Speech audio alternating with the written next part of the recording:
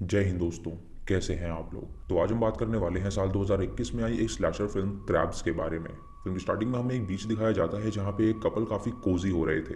तभी उन कपल के पास एक क्रैब आ जाता है जो कि दिखने में टर्टल जैसा लग रहा था, और उसे देखकर वो लोग हैरान हो जाते हैं और सोचते हैं कि आखिर ये क्या जीव है। वो क्रैब बहुत ही स्टिल होता है जिससे उन्हें लगता है कि शायद वो मर गया है, इसीलिए वो उसे उसकी पूंछ से उठा लेते हैं और उसकी फ़ोटोज़ खींचने लगते हैं। लेकिन तभी अचानक वो हिलने लगता है और वो उस बंदे के मुंह को पकड़ लेता है, जिससे कि वो उसके मुंह को काट खाता है और उसे खून से लथपथ कर देता है। उसकी गर्लफ्रेंड जब ये देखती है तो वो उसके पास जाती है उसे बचाने के लिए, लेकिन जब वो उस क्रैब को उसके मुंह से हटाती है तो देखती है कि उसका मुंह वो पूरी तरह खा चुका है, जिसकी वजह से उसके बॉयफ्रेंड की मौत हो गई है। तभी वो क्रैब उस पर भी हमला कर देता है और ये सीन यहीं पे कट हो जाता है। उसके बाद हमें फिलिप और मैडी नाम के दो कॉलेज स्टूडेंट्स दिखाए जाते हैं जो कि बेस्ट फ्रेंड्स थे और वो दोनों अपने कॉलेज जा रहे थे। मैडी स्पेशली एबल्ड था और उसकी टांगे काम नहीं करती थी, जिसकी वजह से उसे व्हील चेयर का सहारा लेना पड़ता था कहीं पे जाने के लिए। फिलिप स्पेशली एबल्ड था और उसकी टांगे काम नहीं करती थी, जिसकी वजह से उसे व्हील चेयर का सहारा लेना पड़ता था कहीं पे जाने के लिए। फिलिप के बड़े भाई का नाम होता है हंटर और वो एक डिप्यूटी था। शाम को मैडी फिलिप को उसके घर पे लेकर जाती है, जहाँ फिलिप देखता है कि वहाँ पे बोर्ड लगा है उसके घर को बेचने के लिए, क्योंकि उसका भाई उस घर को बेचना चाहता था लेकिन फिलिप ऐसा नहीं कर सकता था, क्योंकि उसका भाई हंटर उनके घर को बेचना चाहता था। लेकिन फिलिप ऐसा बिल्कुल नहीं करना चाहता था, क्योंकि वो उसके माता पिता की आखिरी निशानी थी। उसके बाद फिलिप्स मेल बॉक्स चेक करता है, जहाँ पे उसे उसका पैकेज मिलता है जो कि उसने ऑर्डर किया था, और ये देखकर वो बहुत ज़्यादा खुश हो जाता है और वो मैडी को बताता है कि ये प्रोडक्ट बहुत ही ज़्यादा कमाल का है। वो उसे लेकर अपने गराज में जाता है और वहाँ पे उस प्रोडक्ट को दिखाता है और उसे कहता है कि ये एक ऐसा प्रोडक्ट है जिसकी वजह से वो चल पाएगा, क्योंकि वो इसकी एनर्जी एक मशीन में डालेगा जिसकी वजह से वो चलने में कामयाब हो जाएगा। जब वो उस यंत्र के ढक्कन को हटाता है तो उसके अंदर से बहुत तेज़ रोशनी आती है, जो कि उसके गेट पे जब पड़ती है तो उसका गेट टूट जाता है। यानी कि उसके अंदर जो भी केमिकल था वो बहुत ज़्यादा पावरफुल था। तभी शेरिफ वहाँ पर आ जाता है जो कि उसके भाई के बारे में पूछता है, तो वो उसे बताता है कि उसका भाई अभी आसपास ही होगा। हंटर वहाँ पे आ जाता है और शेरिफ उसे बताता है कि उन्हें खबर मिली है कि एक बहुत बड़ी डॉल्फिन मारी गई है, तो उन्हें वहाँ पे जाना पड़ेगा इंस्पेक्शन करने के लिए। जब वो दोनों वहाँ पे जाते हैं तो देखते हैं कि डॉल्फिन की बॉडी को किसी ने बेरहमी से मारा है और उसके इंटरनल बॉडी पार्ट्स को किसी ने खा रखा है। ये देखकर वो हैरान हो जाते हैं और सोचते हैं कि आखिर इतनी बड़ी मछली को कोई कैसे मार सकता है। हंटर शेरिफ से कहता है कि उसे लगता है कि ये शार्क्स का काम है, लेकिन शेरिफ का मानना था कि ज़रूर वहाँ पे कोई और क्रीचर है जिसने उस व्हेल को मारा होगा। अगली सुबह हंटर जब उठता है तो वो अपनी गाड़ी में पड़ा हुआ पिज़्ज़ा खाने लगता है, लेकिन उसका पिज़्ज़ा बहुत ही बेकार होता है जिसकी वजह से वो पिज़्ज़ा को फेंक देता है। तभी हम देखते हैं कि उस पिज़्ज़ा के टुकड़े को एक क्रैब उठा के ले जा रहा है। इधर मैडी और फिलिप जब कॉलेज में पहुंचते हैं तो उनकी टीचर उन्हें जानवरों के बारे में पढ़ाती है, और उसकी टीचर कोई और नहीं बल्कि मैडी की माँ ही होती है, जिसका नाम एनालिस था। क्लास खत्म होने के बाद उन्हें उनका एक दोस्त मिलता है जिसका नाम राडू होता है, और वो मैडी से पूछता है कि क्या वो उसकी प्रॉम की पार्टनर बनेगी, लेकिन मैडी उसे मना कर देती है और उससे कहती है कि वो फिलिप की पार्टनर है। ये सुन के राडू वहाँ से चला जाता है, और हम देख पाते हैं कि राडू थोड़ा सा मेंटली इल है, जिसकी वजह से कोई भी उसका दोस्त नहीं बनना चाहता था। इधर हंटर और शरीफ जब बीच पर पहुंचते हैं तो वहाँ पे वो उस बंदे की लाश को देखकर हैरान हो जाते हैं।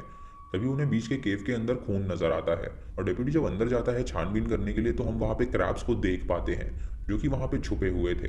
तभी डेप्यूटी वहाँ पे ढेर सारे कटे हुए बॉडी पार्ट्स देखता है, जिसे देखकर वो हैरान हो जाता है, और तभी उसे वहाँ पर वो लड़की नजर आती है। तो वो पीछे मुड़ती है और वो देखता है कि उसकी आंखें बाहर आ चुकी हैं। वो लड़की उससे चिल्ला के कहती है कि ये सब क्रैब्स ने किया है, और डेप्यूटी ये देखकर हैरान हो जाता है और उस लड़की की वहीं पर मौत हो जाती है। रात को राडू अपने दो दोस्तों के साथ होता है, जहाँ पे उसके दोस्त उसका मजाक उड़ा रहे होते हैं, और तभी वहाँ पर वो क्रैब आ जाता है। उस क्रैब को देखकर वो लोग हैरान हो जाते हैं और सोचते हैं कि वो हार्मफुल बिल्कुल नहीं होगा, लेकिन तभी अचानक क्रैब उन दोनों पे हमला कर देता है जिससे उन दोनों की मौत हो जाती है, और राडू ये देखकर तुरंत वहाँ से भाग निकलता है। इधर हंटर अपने भाई के गराज में जाता है जहाँ पे वो उसकी बनाई हुई कई सारी चीज़ों को देखता है, और उसे पूछता है कि आखिर जो ऑर्डर आया है वो क्या चीज़ है। उसे बताता है कि ये एक तरह का केमिकल है जो कि एक मशीन को एनर्जी देगा ताकि वो चल सकेगी। उसे वो मशीन भी दिखाता है जो कि उसने अपने टांगों के लिए बनाई थी, और वो जब उसे लगाता है तो वो देखता है कि वो चल पा रहा है, लेकिन तभी अचानक वो मशीन काम करना बंद कर देती है जिससे वो नीचे गिर जाता है। फिलिप को इससे बहुत ही बुरा लगता है और वो तुरंत अपने वैन के पास जाता है, लेकिन तभी वहाँ पर मैडी और उसकी माँ आ जाती हैं। मैडी फिलिप के पीछे जाती है उसे मनाने के लिए, और उसकी माँ हंटर के साथ उसकी वैन में जाती है ताकि वो उससे कुछ बातें कर सके। वो दोनों वहाँ पे स्मोक करते हैं और हंटर की बुक्स को वो पढ़ने लगती है, जहाँ उसे कैलेंडर बुक भी मिलती है, और जब वो उसको खोलती है तो उसके अंदर वो देखती है कि उसकी फोटो के ऊपर हार्ट बना हुआ है, जिसे वो समझ जाती है कि जब वो हंटर को पढ़ाया करती थी तो वो उसे लाइक करता था। इधर मैडी फिलिप को समझाती है कि उसे निराश होने की कोई ज़रूरत नहीं है, क्योंकि वो कुछ ना कुछ करके उस मशीन को ठीक कर देंगे ताकि वो चलने के काबिल हो सके। इधर राडू भागते हुए एक बार में जाता है जहाँ वो लोगों को आगाह करने की कोशिश करता है कि यहाँ पे डेडली क्रैब्स आ चुके हैं, लेकिन वो मेंटली इल था जिसकी वजह से कोई भी उसकी बात पे इतना गौर नहीं करता, और वो लोग उसे बार से तुरंत बाहर भगा देते हैं। बार के बाहर उसे फिलिप और मैडी मिलते हैं और वो उन्हें जब वो बात बताता है तो वो लोग भी उस पर विश्वास नहीं करते। तभी उनके सामने एक क्रैब आ जाता है तो वो कहता है कि वो इसी के बारे में बात कर रहा था। लेकिन मैडी को लगता है कि वो हार्मलेस है, इसीलिए वो उसके पास जाती है और उसे छूने की कोशिश करती है।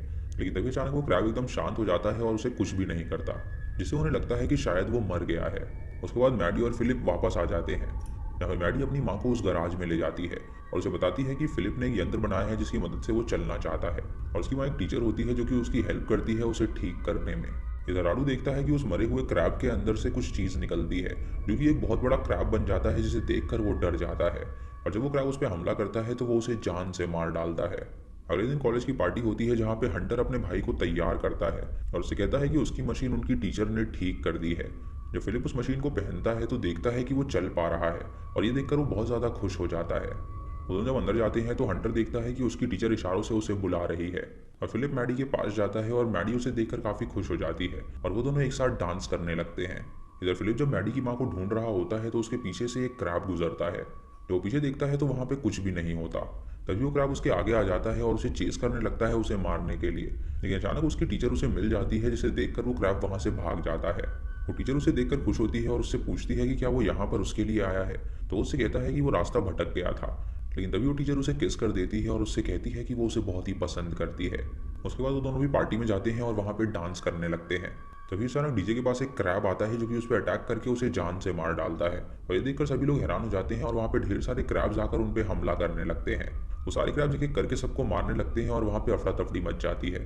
हंटर फिलिप मैडी और उसकी माँ को लेकर वहाँ से भागने लगता है और तभी वो देखते हैं कि वहाँ पे एक बड़ा सा क्रैब आ गया है, जिसे देखकर वो डर जाते हैं और तुरंत एक रूम में जाके छुपने की कोशिश करते हैं। लेकिन तभी फिलिप नीचे गिर जाता है, जिसकी वजह से वो उठ नहीं पा रहा था। तो हंटर उसके आगे आ जाता है ताकि वो क्रैब से लड़ सके। लेकिन जब वो क्रैब उसे मारने के लिए जाता है तो वहाँ पे राडू आ जाता है जो कि एक तलवार से उस क्रैब का गर्दन काट देता है, जिससे उस क्रैब की वहीं पर मौत हो जाती है। राडू उनसे कहता है कि ये क्रैब्स उनसे ताकतवर बिल्कुल नहीं है, और उसके बाद वो सभी लाइब्रेरी में जाते हैं और वहाँ पे छुप जाते हैं। वो ये पता करने लगते हैं कि आखिर ये क्रीचर्स कौन है और ये कैसे आए हैं। तो उन्हें लाइब्रेरी में एक बुक मिलती है जिसमें उनके बारे में लिखा हुआ था।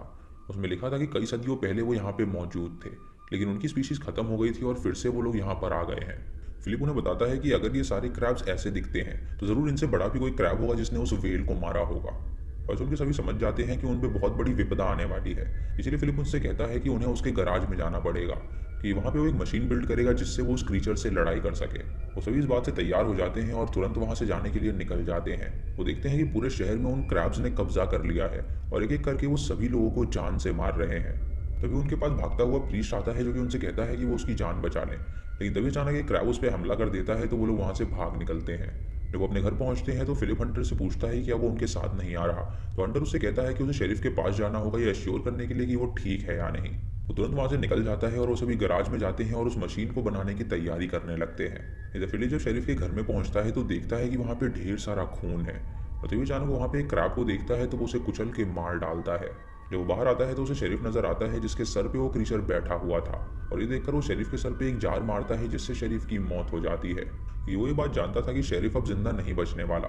अगली सुबह पाली के अंदर हम एक बड़े से क्रीचर को देखते हैं जो कि उनके शहर की तरफ आ रहा था, और जब वे लोग उस क्रीचर की आवाज़ सुनते हैं तो ये सभी बहुत ज़्यादा डर जाते हैं। तभी उनकी मशीन भी बनकर तैयार हो जाती है और फिलिप उसके अंदर बैठता है, और उस मशीन के अंदर उसने अपना वो पावरफुल यंत्र भी रखा हुआ था जिसकी मदद से वो मशीन चलने वाली थी। वो मशीन जब बाहर आती है तो हम देख पाते हैं कि वो एक जायंट मशीन है, और जब वो क्रीचर समुद्र से बाहर आता है तो वो उससे लड़ने लगता है। वो क्रीचर फिलिप की मशीन का एक हाथ तोड़ देता है, तो फिलिप उस मशीन की पूंछ निकाल के उसे तलवार बनाता है और उसका भी एक हाथ काट देता है।